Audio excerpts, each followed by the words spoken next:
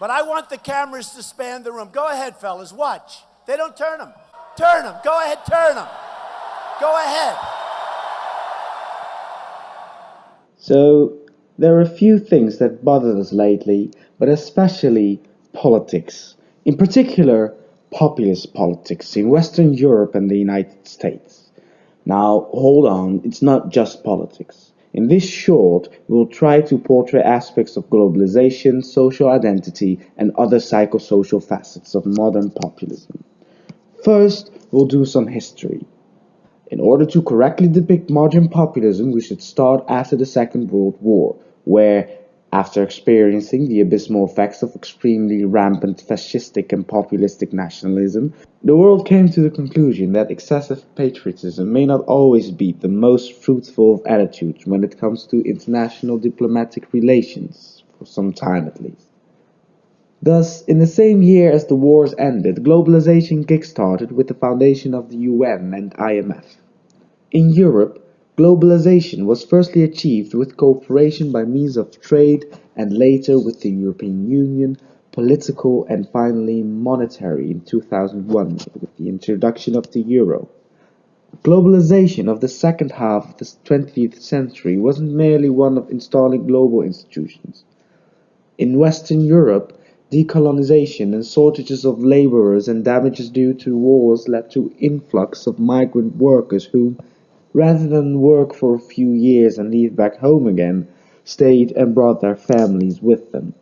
This went largely unattained up until the first oil crisis in the 70s and 80s, when countries began to restrict immigration primarily due to economic recession.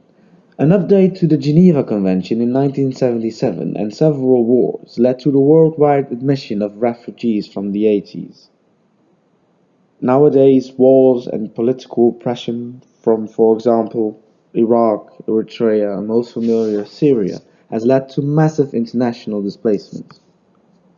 The relation between the society's populistic voices and, for instance, their respective economic positions reveals its opportunistic nature.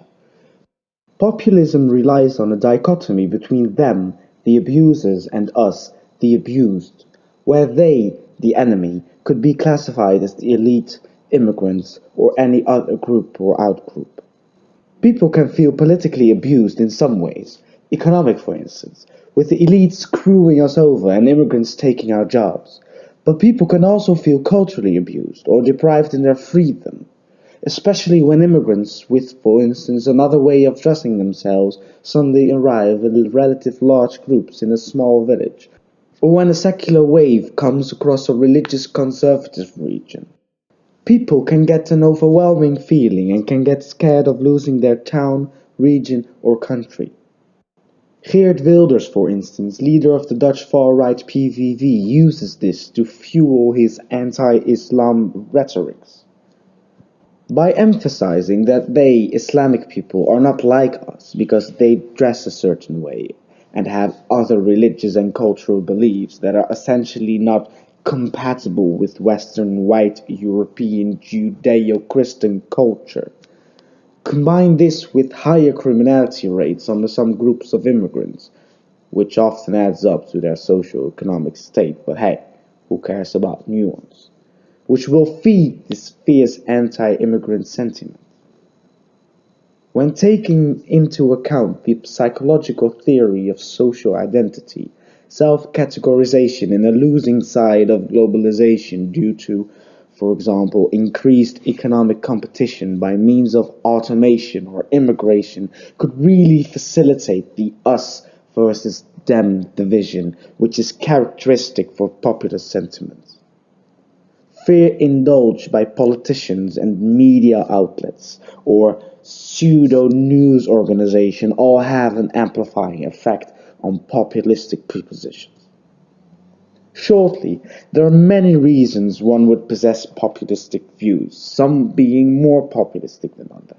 Our message: grow up.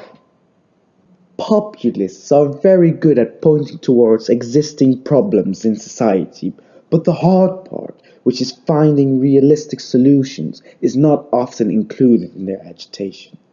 This Us versus them, black or white polarization is really an overly simplistic way to view the sophisticated matters of global politics and intercultural dynamics.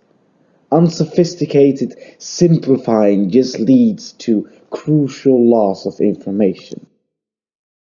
Grow up. Populistic votes against the elite is merely an indication of an incomprehension of who the elite really is. It's not us against them. The absolute majority of the people is just doing what's best for them and their families. The poor, the rich, the elderly, the youngsters, immigrants.